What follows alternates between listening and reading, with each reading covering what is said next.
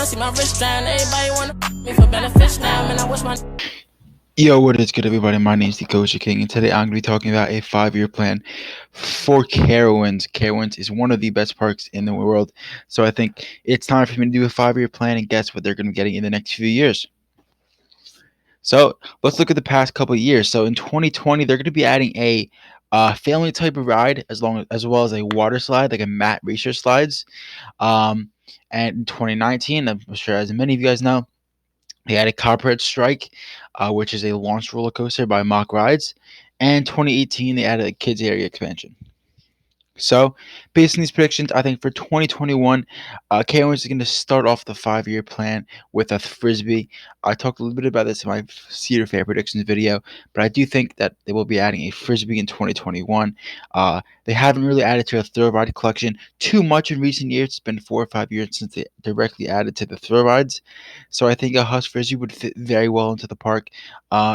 I don't think it'll be like a giant discovery. I think it'll just be a decent frisbee ride, like Max Air, and I think it'll be a good ride for the park, good fit for the lineup, and just overall round out their lineup, their flat ride lineup, and add to the ride collection there. Next for 2022, I think they'll be adding a family ride of some sort. If I had to choose one, I think it's going to be like the flying scooters that I have pictured here. Just like a smaller family ride for 2022, especially after the whole coronavirus stuff. They're going to be holding off on some money and holding off for their big 2023 edition. As I was saying before, they didn't really add anything for they added the family ride in 2020, right? But I think that they still do need some family ride improvements in the park. Um, the park is just very coaster heavy. They have a lot of high quantity of coasters. So I think that adding more thrill rides and family rides in 2021, 2022 seasons are going to help round out the park and make it better as a whole and not as top heavy with the coasters. This leads up to our 2023 huge edition in RMC Hurler. As many of you guys know, Kings Dominion RMC, their clone of Hurler, and made it Twisted Timbers. So I think Carowinds going to follow a similar suit and RMC their ride Hurler. I don't think it'll be a clone of Twisted Timbers, but I do think it'll be compact layout. I don't think it'll be anything like Steel Vengeance at Cedar Point. I think it'll just fit in the lineup very well. I said this in my Cedar Fair tier videos. If you guys want to check that video, I think this coaster right here will put Carowinds as the number 2 park in the chain and make it rival Cedar Point for the best in the chain. I think this is going to be just an amazing lineup. Add to the lineup, Carowinds already has such a strong lineup with Intimidator, Fury, Copperhead Strike now, Afterburn. I think that number 5, a strong number 5 in Hurler, which would honestly probably become a number 3 along with Fury and Copperhead Strike. I think that's what it's going to be.